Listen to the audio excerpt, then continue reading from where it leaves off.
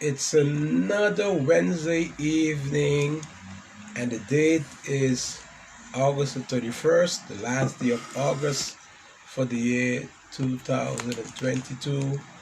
Welcome, welcome to all of you to another live stream broadcast of Interact, where we interact with you on various subject matters. We want to welcome you from all around the world, as we always like to big up all of you in the Europe area, European Union countries of, in particular, the Netherlands as well as Great Britain. We want to say hi to you also, as well as in the United States of America, the New York City, Boston, the Florida area, Los Angeles, Texas, what have you, where we have friends, relatives, and those loyal live stream viewers. We want to say welcome to all of you in the Caribbean region, from Dominica to Antigua, to St. Kitts and Nevis, as well as to the Dutch entities, Saba, St. Eustatius, Curacao, Aruba, and Bonaire down south. Those are the Dutch Caribbean countries and entities.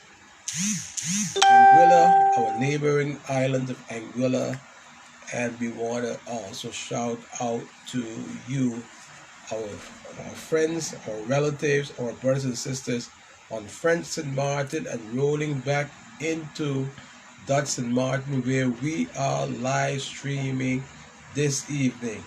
Welcome to all of you. We have an exciting program tonight. We are all alone. Jeffrey and I, we're going to just flow as we are directed to, in particular with the subject matter that we have indicated that we want to talk about tonight, and more so from the perspective as we see it ourselves. So I would not delay it any longer, and I will have Jeffrey to say a few welcoming words to all of you so that we can get right into the live stream program for tonight. Good evening. I want to say welcome to all of our live stream supporters. In particular, I want to say good evening to Edorna Dundee Griffin. She's the first person that came on, so I want to give her a very warm welcome to this live stream program this evening. It's going to be a very exciting one, so I would love for you to at least share this with your friends, your family, everybody that is close to you, so that they would get an opportunity to listen to what we have to say for this evening. It's going to be a good evening, and after coming back from burying our aunt on Saturday, we're back here with you live, and hope that you want to enjoy this program and that you will be able to get information that is important to you and for the rest of St. Maarten and its people. So I'm going to go back over to Roberto, who's going to continue with this live stream program. Good night. Thank you very much, Jeffrey. I'm happy that you just brought that up, that we had the homegoing service of our late aunt and nurse Marjorie Richardson, matriarch of the family, past matriarch of the Richardson family. But in mentioning that, I want to also say what a privilege it was for me. It was humbling for me, Jeffrey, for us to share moments after the service, where we all met at our home in the middle region, with the family, with both her sons Maarten and Teddy and their family as well. But it was so exciting to meet all of the other cousins, first cousins and second cousins and third cousins, and the different generations, Jeffrey. I mean, from having our let's say our eldest aunt on hand, and Tante Anna. She was there. She was there. It was such an awesome exciting time. moment. And she came along with their cousin, member of the second chamber, Union Writer. They came all the way from the Netherlands for to be able to be part of the funeral with the family. So we had some exciting times, and for me it was so how should I say, it was exciting for me because Yeah. I was personally able to meet some of the younger cousins of Yeah. the generations afterwards, Jeffrey, Yeah. and some of them we don't know, even we don't know them by name, but I was able to personally introduce myself to those who didn't know me, and it was an opportunity for me to also introduce myself to them so that they could know who is this Achken Robert Richardson cousin that they see on live stream, but meet him in person as well as yourself, Jeffrey. And it was a moment that I will never forget because we were able to interact with all of them, and and talk to them to see and feel out what the next generation is thinking, what they are saying, how they are seeing St. Martin, how they see the family going from generation to generation, and it was so moving for me. And in addition to that, Jeffrey, I want to also go back to Saturday morning at the at the homegoing service of our late aunt, in which we had our live stream broadcast, and it was a bit different to what we were doing and what was happening in the hall because there was another live stream going on in the hall, but we were singling out specific guests that we had, family members and close friends who knew Tante Marjorie very well, and they were able to share their moments. And I want to single out. There were a few of family members that I would like to single out, Jeffrey. I remember we had our cousin Patrick on, and he shared some very very touching moments with us. We had Silvio as well on. Yeah. We had Vernon as we had well. Vernon as well, Vernon, and we had some other Emmanuel, Emmanuel, Janet's another Janet's son, son. another cousin, and and then we had our uncle Joseph on as well. Joseph. He spoke as well, and many others. David Richardson as well. Richardson as well, another cousin of ours, David. Yeah. You know, he was able to have the opportunity to share this very how should I say, this special moment, living the legacy of Marjorie Agatha Richardson. So it was special for us. You know, just today we got some feedback from some folks who saw the our live stream, Jeffrey, and they had a lot to say in terms of how special it was and how different it was in terms of how the homegoing service of a loved one is being broadcast, where we were able to give an opportunity to individuals to be able to share the experiences and their moments with the deceased person in that particular service. But I would want to ask you, Jeffrey, before we go into other matters, what was the experience like for you on Saturday? I don't think we talked about that since then because that was last Saturday morning, and we had today we are Wednesday evening. What was the experience like for you on Saturday morning?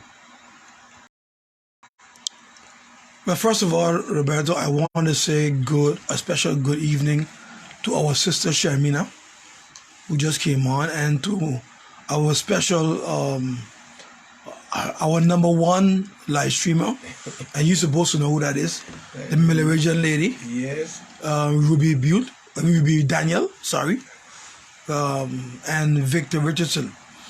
For me, Roberto, it was a special moment because there we were at the homegoing service of our eldest aunt. She, out of the siblings of Mammy and Pappy, she was the eldest, and she's gone now. And I think we were talking today about the new matriarch of the family, Yes. which is Tante Anna. Tante Anna now is the new matriarch. She's the one that is the oldest that is alive from Mammy's side, and it really touched me, especially when Patrick spoke. It was a moment of reflection because I remember spending a lot of time with Tanti Madge, and then Patrick brought up while we were living in Aruba, himself, myself, and a friend of all, we went over to Curacao for a vacation. And there we met Auntie Marge, and we stayed at Auntie Estanita. And it was a great time that we had, you know, a great moments that we had with Auntie Estanita, staying with her. She's one of the late as well. And after, listening to him, it started to reminisce of those great moments. And even with Auntie Marge, the moments that you and I spent together with her, the last couple of months was awesome, and that is why I was so happy, to be able to be there and be a part of this homegoing service. And I know that she's gonna be a missing, and something that Vernon said. Vernon said whenever he look up and he sees her there sitting at her porch, he's gonna miss her, and all of us gonna miss her as well. So I want to, turn the floor back over to you, so you can continue with the program, Roberto. Thank you very much, Jeffrey. Before moving on from that subject of talking and reminiscing the passing of our aunt, I want to also say hi, and I hope that they're probably watching us this evening, and to their cousins, to Maarten and Ted and their family. Probably they're watching us on live stream. Probably not, but they're always on, specifically Ted, and I hope that they may be watching. But nevertheless, they're spending some very much quality time with their family, his wife and his children, and we wanted to say hi to them and wish them Godspeed and more strength as the days go by. Tonight we want to really, because while we're talking about the families, the pioneer families, and we're talking about all of the different experiences in Maarten, we also have to talk about the realities of what is going on in terms of the development of the country, Jeffrey. And and just today we were thinking about what are we going to talk about this evening, because there's so many topics to talk about, and we thought that we stick with current events, and so we wanted to bring to you, to interact with you from our perspective, the matter that is going on as it relates to government-owned companies. And in the introduction of going specifically to the crisis at GB, as we see it on the outside, I want to just make mention of the fact that government-owned companies, we have government-owned companies within government, just for the benefit of the viewers who may not understand what we're talking about. But as an introduction, government has government-owned companies, and we have four major government-owned companies. Let me just because I made a note of them, so I want to just go through them very quickly. We have the Princess Juliana International group of companies, in which they have the group of companies, NVs. We have the AC Wati Harbor Cruise and Cargo Facilities group of companies. That's another government entity at the port, government company. We have the St. Maarten Telecommunications group of companies, in which Telem, Internet, Telnet, Telcel. We have St. Maarten Utilities NV, which is GB group of companies, what have you. And so then I went on, and I'm just going through my notes, because it is also very informative, Jeffrey, for you, the live stream viewers, to understand how these government-owned companies are set up and how they are structured, so that when you're following a lot of news and a lot of information, you can be able to analyze how it really works in terms of the structure. And I made note of, and I put it into brackets of A, B, C, and D, and I went on to write A, which is let me just make sure that I don't make any mistakes here. Yes, the government company. So These government companies, I wrote comprising of holding companies. So these government companies comprises of holding companies as shareholder of the operation companies for the company's daily management and operations.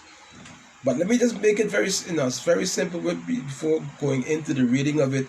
All government-owned companies are owned by the government of St. Maarten, which means they are owned by the people of St. Maarten, which means they are basically owned by the parliament. The parliament, as representative of the people of St. Maarten, is the first level where we want to specifically outline to you. So the parliament. But in terms of the operation of the government company, in terms of the holding, in terms of the shareholding and who represents the shareholding, then we can go to the level of the council of ministers. The council of ministers in the capacity as a body, the council of ministers, and in particular we could also single out the prime minister as an individual, but representing the council of ministers. And then we go from the council of ministers, we can go to some companies having a holding company, government-owned companies having a holding company. The holding company then owns what we have there under an operational company. And let me just make it so there's a holding company, there's an operational company. The holding company, yes. I think what you should do, Roberto, is both from the holding company and operational company, just explain what is meant by the holding company. Okay. And what is meant by the operational company? Okay. Specifically that. Okay. Yeah, it's good. It's good for the public. Categorize. Yes, because we basically try to inform and to educate. Some of the government-owned companies have holding and they have operational. What has happened in recent times is that most of the companies were operational companies, but in recent times we've realized as government that we need to have a holding. Holding company means holding the assets of the operational company. So you have the assets of the company, whether it's the airport or the harbor or Telem or GB. The holding company holds ownership of the assets, so the properties, the buildings, and what have you.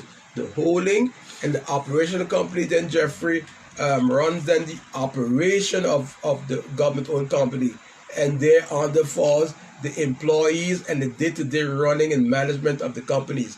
So I'm glad that you mentioned that, so that I can make it much more easier for the viewers to understand. So in making that clear, from holding to operational company, you have then under the operational company, in the holding company you have a managing director of the holding, who basically then is a shareholder of the operational. So I just said the parliament going into the council of ministers are the shareholder of the government-owned companies, and then I said then the holding company's managing director is a shareholder, let's say rep or what you want to call it, of the operational company. So it means that the operational company goes through the holding company, and the holding company goes to the council of ministers. Council of ministers then goes to the Parliament of St. Maarten, and that is how the steps take place officially, and not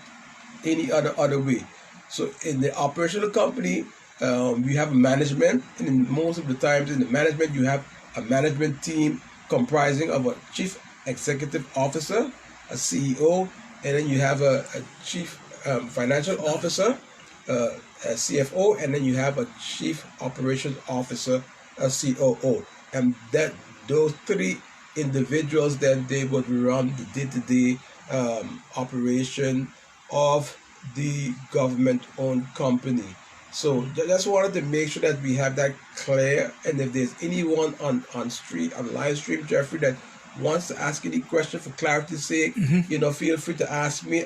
I'm not the expert. I've been a member of a supervisory board of these government-owned companies, so I understand how it works. So I'm able to answer based on my experience and knowledge of how they are structured. So I just want, because we are trying to build up information as to make you to understand where we are right now, so that when we get to the point that we want to make, you can understand and say, oh, now I get it really how it works, and not just just having to just follow a lot of talk going on here and there that may not bring much clarity or information as you would need to have it, you the viewer out there, especially those of you who are in St. Maarten, and it is of importance for you, because you are right in the middle of what is happening, specifically with our government-owned company GB with its crisis. So we're going to get to that, but we wanted to just say that for the record. So that is where it is at as government-owned company. And Jeffrey, I want you to also, because I asked you at the beginning, I said it also in order to keep me going in the direction that you need me to go for the benefit of the viewers, I would like you to even jump in and ask questions if you feel that I'm moving in a direction where I did not have to in order to give the information. Please feel free to do that.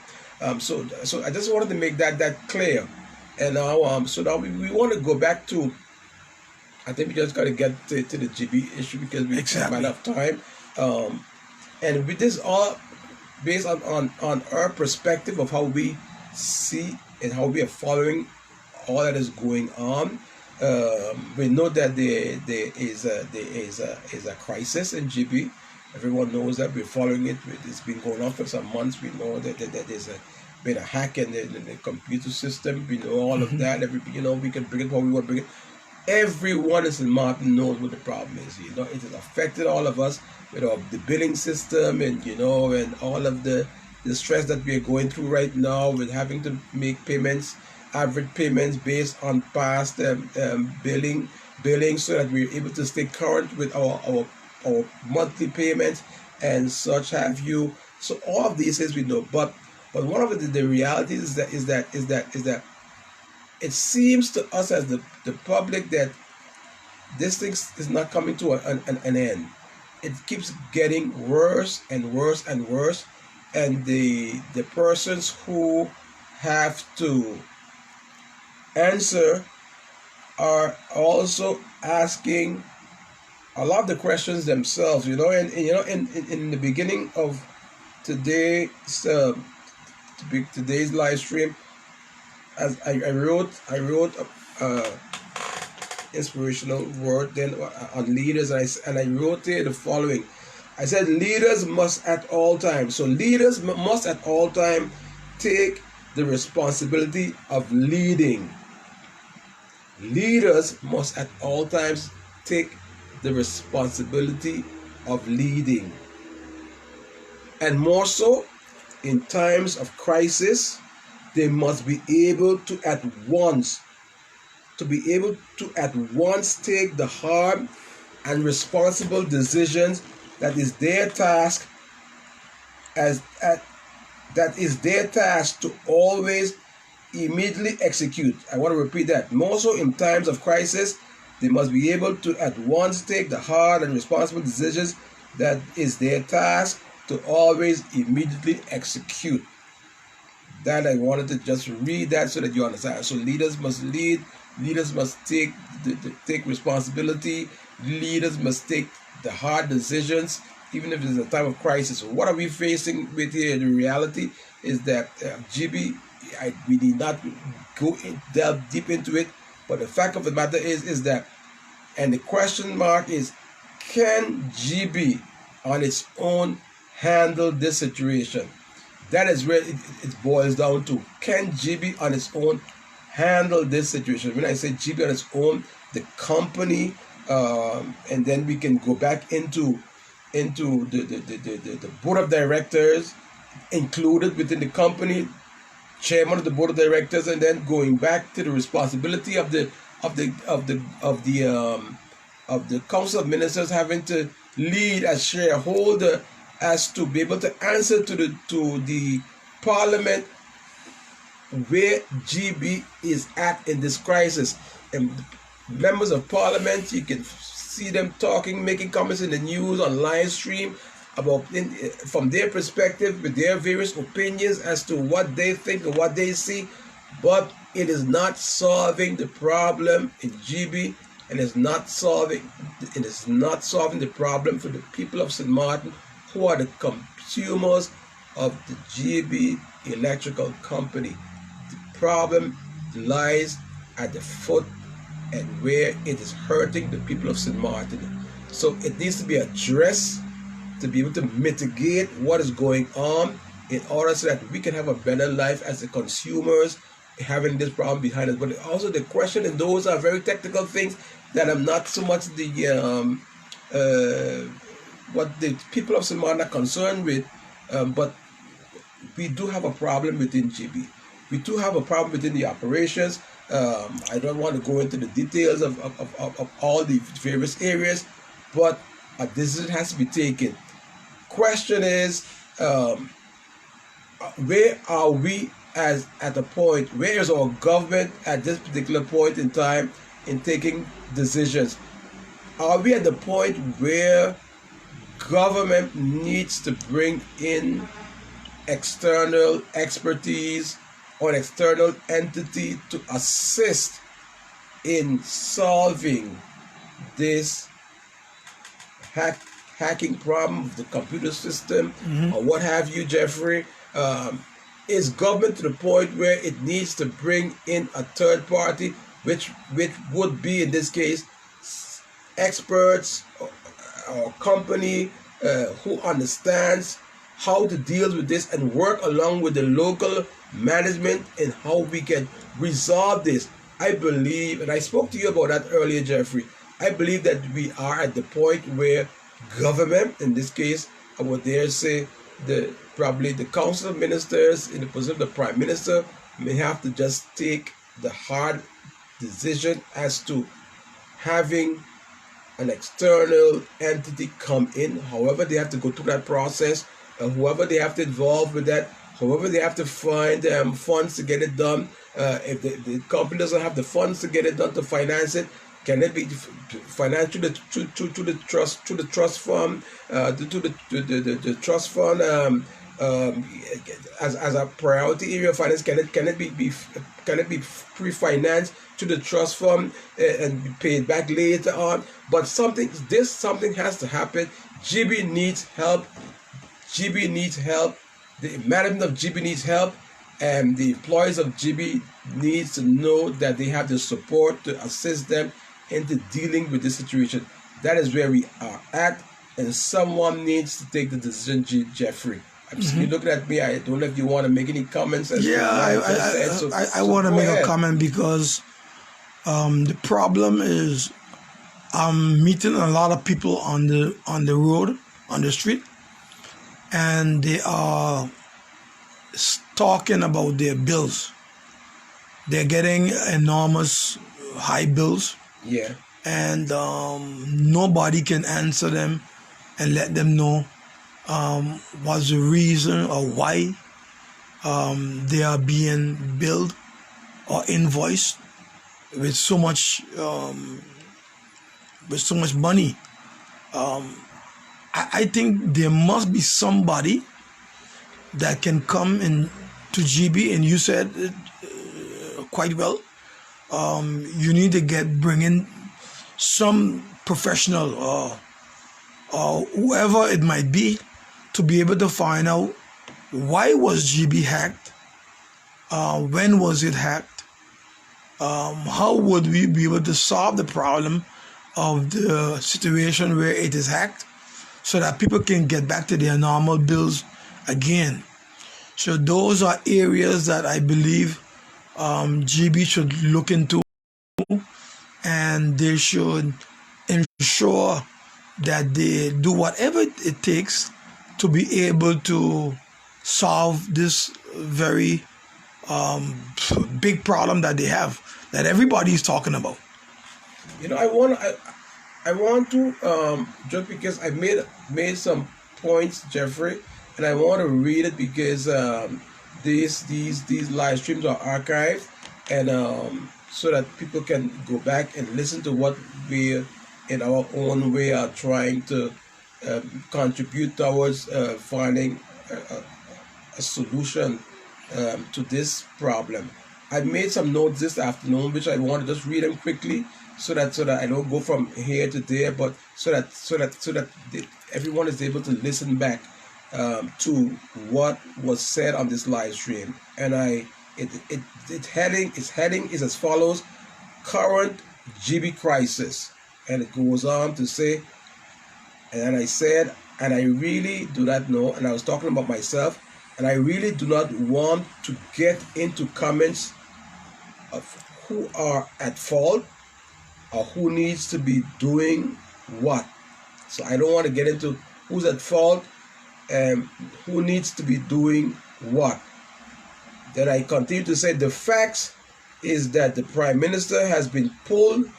The facts is that the Prime Minister has been pulled to the front to explain all as well as answer questions. And I continue what the question that I continue to, and I wrote here is, what in my professional opinion should she, or in this case the Prime Minister, do in this situation? That is, these are just my opinion. I wrote one, the immediately have management as well as the board of directors. So immediately have management as well as the board of directors present an official state of affairs of the situation in order for the immediate and very necessary actions to be taken, and if it requires, immediately bringing in external expertise to assist, when so be it. And then so be it. So I said, and then so be it. So state of affairs, there should be an assessment of the state of affairs, order for immediate and very necessary action to be taken, and then should it require external expertise to assist, and if that is the case, then so be it. If that is happening, then kudos to government. Point 2, I also made note of is this as follows: a team.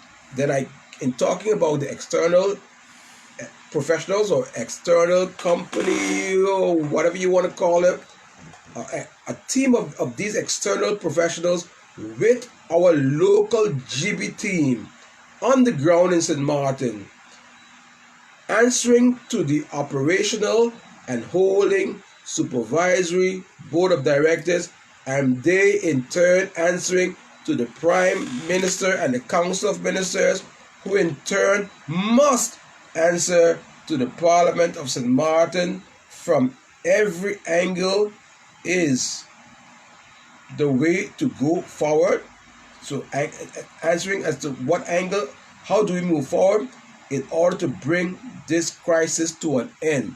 Meaning, so I'm going to say it very quickly, very simply, the management needs to answer to the board of directors, including the chairman. The board of directors needs to answer to government, council of ministers. Council of ministers would include, in this case, the Prime Minister. Prime Minister needs to come to Parliament and present state of affairs as to this crisis in GB. Let the Parliament know exactly what is going on, and then at the same time inform the Parliament of St. Maarten as to what are the steps or what are the decisions that government has taken with the Council of Ministers. So the Prime Minister has taken with the Council of Ministers, with the company's board of directors, as well as management, as to how do we move forward. And in saying that, do they need external help, assistance, and what is this all going to cost, and where is the funding for this going to come? If GB doesn't have the monies, Can it be taken out to the trust fund by way of probably the Prime Minister having to have a discussion or present something in writing to the State Secretary of Internal Affairs, to the trust fund body, as to make amendments to their budget allocations, so that this can be tackled, because this is a crisis. It has to be taken, it has to be dealt with, and it has to be dealt with immediately. So I made a note of that. I said all ministers of the Council of Ministers should, and I said all ministers, I stressed that also in point 3, all ministers of the Council of Ministers should and must clearly understand this state of affairs, as to be able to give account within their ministries, as well as their responsibilities as it pertains to the development and the people of St. Maarten. What am I trying to say here is this, is that there are various angles in terms of the Council of Ministers, all with their ministries and their responsibilities, whether it is in tourism, economic development, or infrastructure, or what have you. All of these various ministers, they carry responsibilities in their various ministries that this GB saga is affecting, and they should then come together as a Council of Ministers, report together, and come with one comprehensive approach as to how the Prime Minister would then bring it for an approval, and then how they would then want to approach this saga and crisis at GB. So that was by point 3, and I said by point 4 is a resolution. So I said a resolution, very important. A resolution means a way out of this, in solving this crisis. A resolution, as well as investigation, must go hand in hand in solving and investigating this GB crisis. And I end my statement. So I said, while we are solving the problem of GB, so this resolution, overall comprehensive resolution, so that we can resolve this matter for once and for all for the people of St. Maarten, we're also saying at the same time, while we have probably an external entity coming in to be involved with local management and the local expertise and the local board of directors, to get involved to make their contribution in finding a resolution. At the same time, while finding the resolution, I'm sure that they will be able to discover what was the problem in the first place. And so all of that will be investigated simultaneously. And that is something, Jeffrey, that I said to you earlier, that should be the approach of the government of St. Maarten, and in terms of how they go about this. Because let's look at it, face this reality. No minister, and in this case, not even the Prime Minister, and I have a lot of respect for the Prime Minister of St. Maarten in terms of having to carry this this responsibility. And while she's not an expert in utilities, she has to answer a lot of questions that probably she may not need to be answering, even to the members of Parliament, because they are the experts who are part of the company, who should be answering a lot of the technical questions and things that the Prime Minister herself cannot answer. And those are the ways of approach that are going to bring you to a quick resolution for the overall bringing back of GB back to normal operations. So it behooves the Prime Minister to have all, and she doesn't have to be the one to stand in front of the council, the Parliament by herself, trying to answer the question when she doesn't have that background. When or any minister, for a matter of fact, when they don't have that background or expertise, bring the experts with you. Allow them to answer the questions. If their decision has to be taken by the Parliament, who is prepared as a body to assist the Council of Ministers on the level of Parliament in taking the decision, if it has financial consequences, they are prepared as a body. then what we must do is bring all parties on the table, Jeffrey, and have them quickly indicate what would be the solution. And I am sure and I'm convinced that after all of these months, we should by now know what the how to approach it, how to resolve it. And I don't want to use some of the words here because I don't want to sound as if I'm going in a different direction. But if you see that everyone is trying to do as much as they can, and they are not able to resolve it, then if you have the final word, if you are the person responsible to take the decision, then what you have to do is you have to take the decision and not allow the whole operation of the company to drown. If these people that you have on the ground are trying their best but need the assistance, what we can see outside as the people is that the company needs help, and the company needs help now. You had something you wanted to say, Jeffrey? No. I just want to say hello to a couple of people. Hamita. Go ahead. Yes. Our cousin Hamita. Dwight Barron. Also. Okay. Our brother Erickson Brown. Yes. And Agnes Felipa. And Shomara Valentina. So great. So they're busy listening on. We want to say thank you. Ruby wants to know if they're gonna be doing cutting tomorrow. I don't know. No, that is something that we are not the competent entity to answer those questions. We will be here bringing to you reacting to you on this program of Interact, our viewpoint as to how we see it being approached. I in particular, professionally, I'm talking.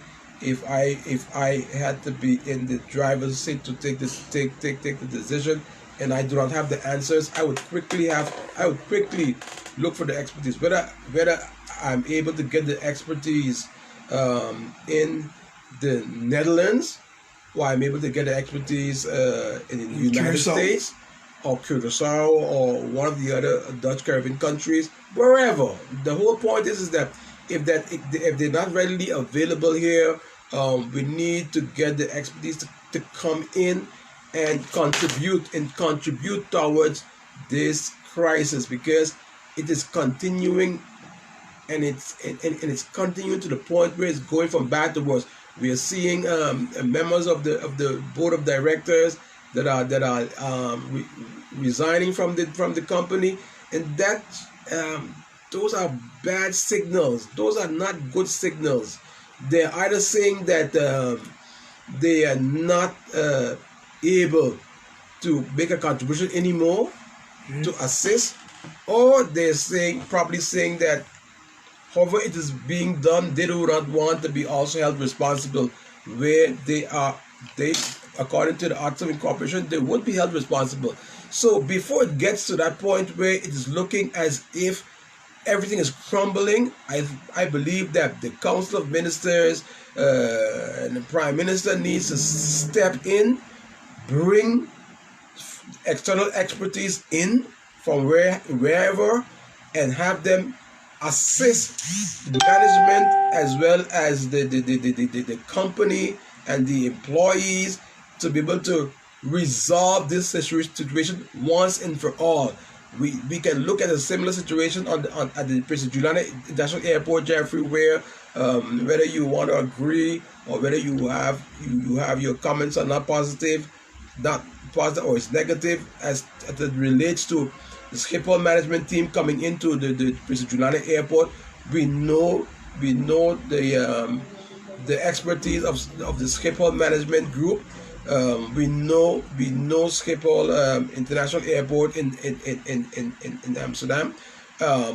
We know of the history of Schiphol management team developing other international airports around the world and other companies, and as far as the United States of America. So we see what they have done down there. We see local management working in combination with, for example, the Schiphol management group at the airport? Is it that we may need a similar structure with GB right now with this crisis, that we may need to bring in experts, expert team or expert company in this type of crisis management to come in for a particular period of time to assist? Those are the questions. But because we cannot answer and we cannot bring resolve to where we are now, I am convinced, professionally convinced, that we need to bring in external forces to assist us, Jeffrey. But Roberto, you know who are the persons ultimately that is being hurt the most? The people of St. Maarten, the people of St. Maarten, the consumers. Yes, and that's wow. The problem is, while we're experimenting, the people of St. Maarten, every consumer, every business, every whatever, whoever's using utilities on St. Maarten are being affected. And when I say affected, it means you're affected as a family, you're affected as a school, you're affected as business operations, whether it's a hotel or it's a restaurant or what have you, in terms of managing your finances and not knowing exactly what to expect. What's next? What to expect. So these things needs to be an answer to come. But while we are saying all of that, we need they need to show the people of St. Maarten that they are seriously dealing with it, and not talking to board of directors, and not doing not just doing let's say damage control in management. Unfortunately, we have one of the acting managers who was on sick leave, and he's a very good friend of ours. When we pray that all goes well for him with his health. At this particular point in time, we know that there's someone temporary that had to take over for him.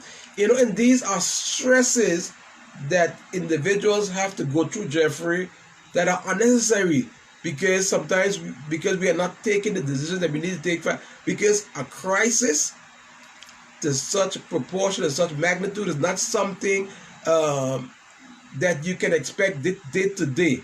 It is just like being hit by a hurricane, the magnitude of Irma or Lewis. No country wants to be hit by a hurricane to that magnitude, because it brings you into crisis management. It forces you to bring expertise from abroad to assist you on the ground, because everything becomes chaotic. And I can see GB as being hit by a hurricane of the magnitude of a Category 6 strength. Let me put it that way, to bring it mildly. And so GB needs assistance. GB needs external expertise. GB needs those who, when I say GB, the employees of GB, management of GB, the board of directors, on those levels, they need to take the decisions with the council of ministers, and they have to do that ASAP. We cannot keep continuing making press releases as to, yes, we are looking into this, yes, we are concerned to look at that direction, we are hoping that maybe probably that approach would be the right approach. No. We've passed that stage. And so those who have the responsibility have to take the hard decision and the final decision as to bringing resolution to this saga at our St. Maarten Electrical Company, Jeffrey. So I just wanted to just bring that up. My phone fell because I had some other notes here on some other topics, and that is just basically what I wanted to talk about, Jeffrey, in terms of the GB situation. I hope that we were able to make our contribution as far as the situation as GB is concerned.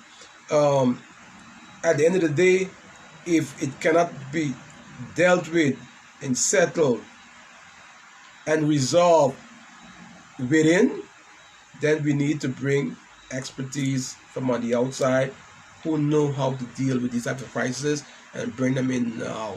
So I would hope that the Council of Ministers and the Prime Minister would consider that direction, because I can imagine if I'm a member of Parliament, that would be what I would bring in a Parliament meeting to the Prime Minister and the Council of Ministers. I would say to the Prime Minister or to the Council of Ministers, what next? And if you don't know, then I'm proposing that you bring in external expertise from wherever to assist. What is it going to cost? And if we don't have the funds within the company, then we would have to go into the trust fund.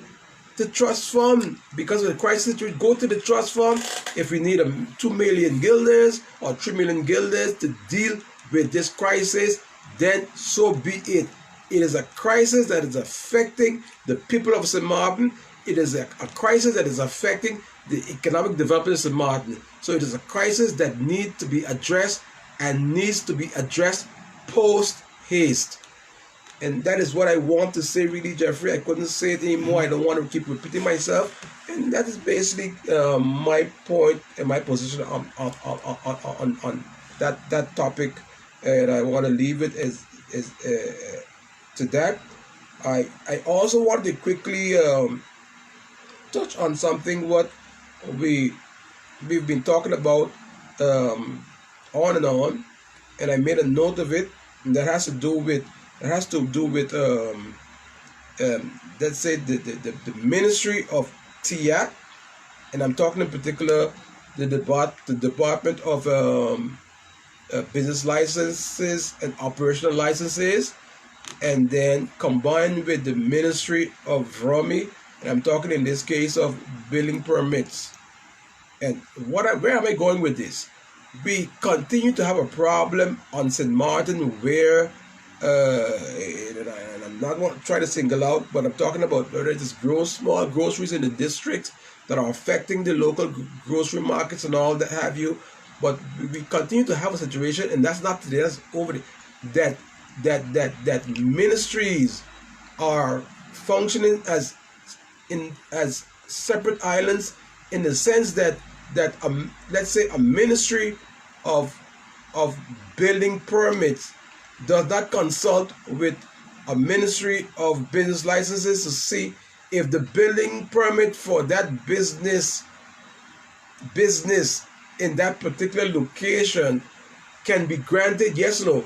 Why would you grant a building permit for a grocery in a one location when next door to that business, that property, is already another grocery store?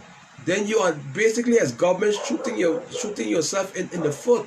And that is where we keep failing as a government of St. Maarten, because there is no cohesion when it comes to governing, because every ministry is doing their own thing, and that is why we keep getting problems. We keep getting court cases. We keep getting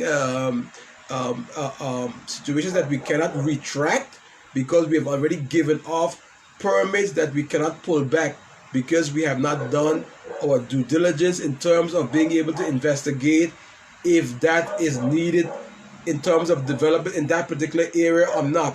It can be that the drawings are in order, the permit structurally is in order, but it may be so that that location, that business location, is a location that is already exhausted in terms of that particular business that you want to set up in that area. So just in mentioning that, Jeffrey, I mean, I'm looking at you as, let's say, one of the listeners. Translate to me in very simply, what were you able to understand of what I just said? No, you're perfectly correct. You were talking in terms of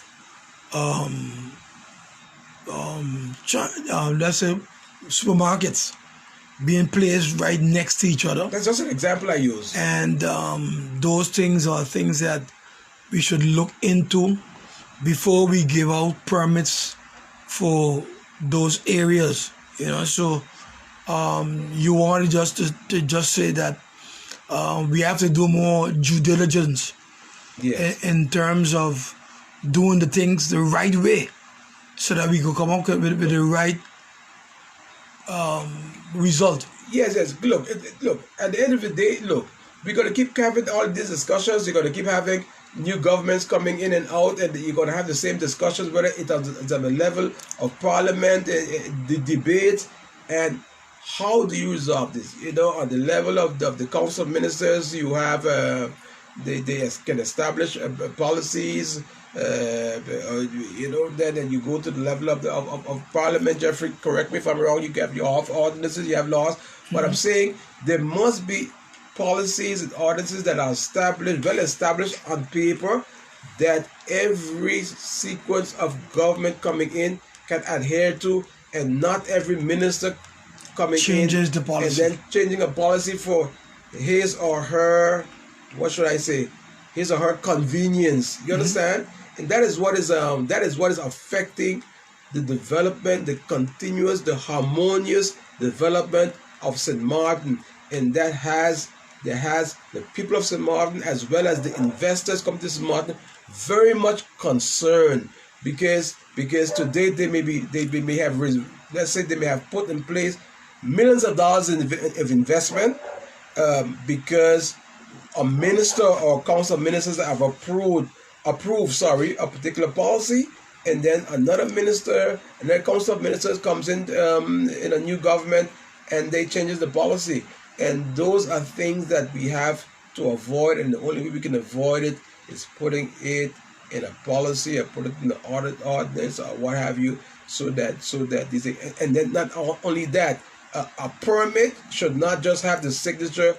Let's say a building permit for business should not only have the permit, the signature of the minister of Rumi. I believe that a business, a building structure that needs a building permit for business should have also the signature of approval of the Minister of TIAT, which is the Minister of Economic Development, so that both Minister of Economic Development and Minister of Roaming are able to co-sign on the same thing. Because if it's all approved in roaming, but then there is a problem in economic development and TIAT, you can catch it there before the permit, or before the development plan is being executed. So things like that, and that is why we've seen a lot of issues going on right now, where we have a lot of court cases within government, because one minister or previous minister or a minister of previous governments have approved something, and based on, let's say, their way of seeing things, or their way of approach, or their way of likeness, or their way of preference, and then you get another council of ministers doing something different.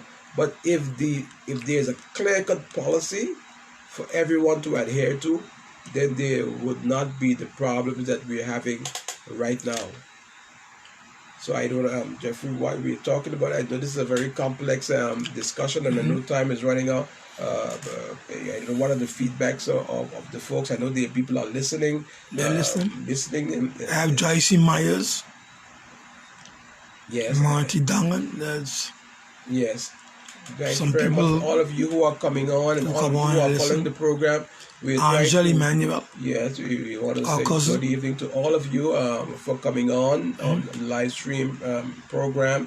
We use these Wednesday nights, especially for St. Maarten, because we know that our viewers in the Netherlands, or in Great Britain, in the Europe area, they are 6 hours ahead of us now in the summer, and they probably might be already in bed. But there are some of those loyal viewers that still stay on to see us even as late as 1 o'clock in the morning, and for that we want to Hi Joycey, how you doing? Very much to all of you. But these are things. But coming back to the GB crisis, Jeffrey, I do not believe that anyone, not the Prime Minister, or not the Council of Ministers, or not the Board of Directors, or not management, has to be carrying an extreme load that is stressful to the point that it has to take them in an unhealthy situation. Why am I saying that?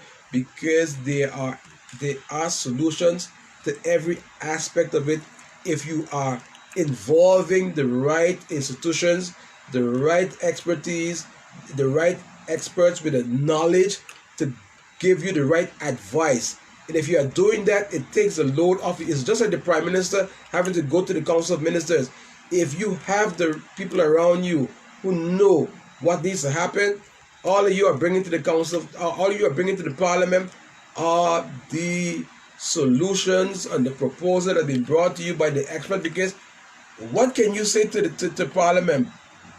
Only you can only bring your opinion or bring information. You're not the expert, or the Council of Ministers, you are not the expert. You have to bring the experts, let them propose the resolutions, and then let it be executed.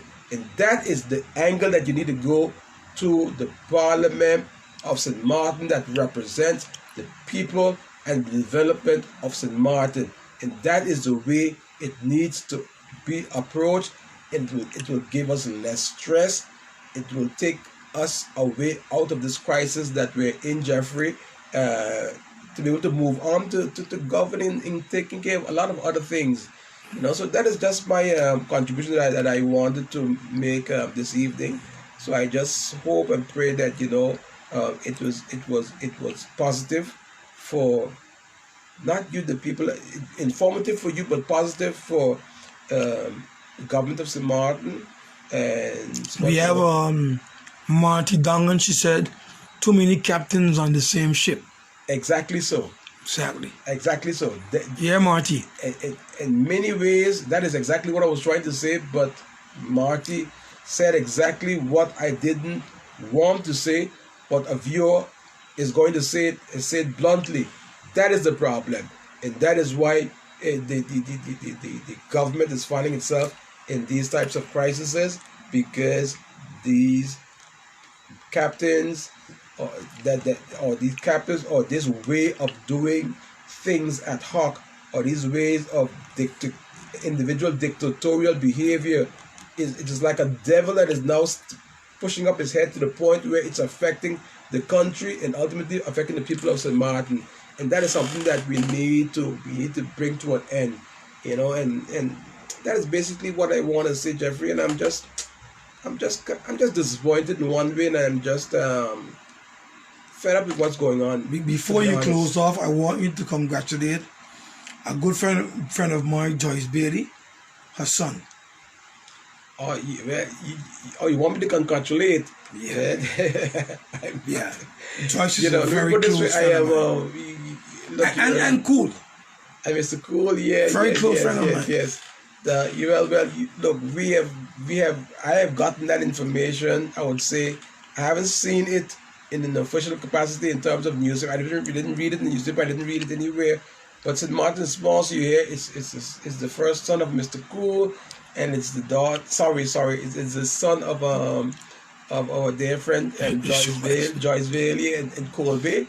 It's a Colby band, so I can imagine Colby and KB, they're very proud that the newly appointed governor, His Excellency Mr. Bailey, hails from Point Blanche. I just got to say Colby. So you can imagine the Colby people again. You're going to be able to stop them from talking because you know how proud they are. Mm-hmm. But we want to wish His Excellency appointed Mr. Bailey much success. We want you to know as a people that just as we did with His Excellency Dr. Anders Eugene Holiday, we will be supporting you as a country. We'll be praying for you as well. Both of you as St. Martiners, we are very proud of you. But I wouldn't want to get into another aspect of it, but there are so many things that needs to be revisited in terms of the constitutional structure of how the countries are established, in terms of let's say those responsible and those that have powers and authorities. But that is a discussion for another program. We just want to say much congratulations to you, Joyce, with your son Jeffrey. Put me on the spot here. Of course, that's my girl. Yes, I know it's your girl. Joyce is my girl. So we want to congratulate you. I can imagine how proud you are. So Maarten is proud with you, Joyce, and with you, Mr. Cool, as well.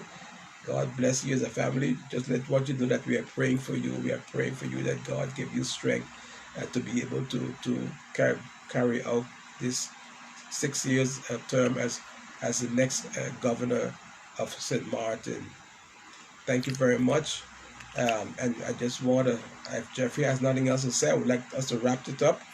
We have come to the end of a live stream or Wednesday evening live stream program when we come to you alone without any guests, because it's always a difficult time to get a guest once they've just left their jobs to rush and come to our various locations that we have these live stream programs happening of Interact.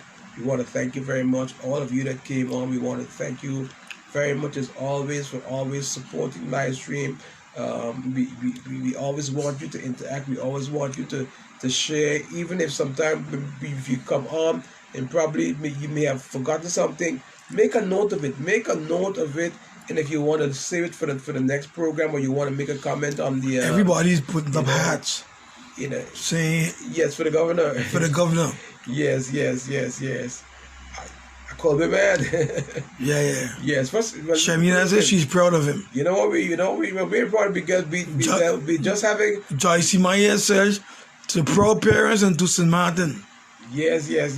So we just had a cool sack man, and now we have the cool man. So we want to just say congratulations to the family Bailey and Cool and his family as well. We want to thank all of you for tuning in on this live stream broadcast. Jeffrey, you have any closing words that you want to say to the viewers? No, I'm okay. I would like to say the same. I'm very proud of Mr. Beatty. I have His Excellency. I haven't met him as yet, but I'll get the opportunity to meet him once that time comes. God's willing. Yes. So we want to just thank all of you for coming on. We wish you all a blessed, a safe, and a pleasant evening. All of you, and all of you who have been viewing around the world, much blessing and Godspeed to all of you until we see you on our next live stream broadcast of Interact, upcoming Saturday at 1 p.m. sharp. Have a good night and a good morning. God bless you. God bless you.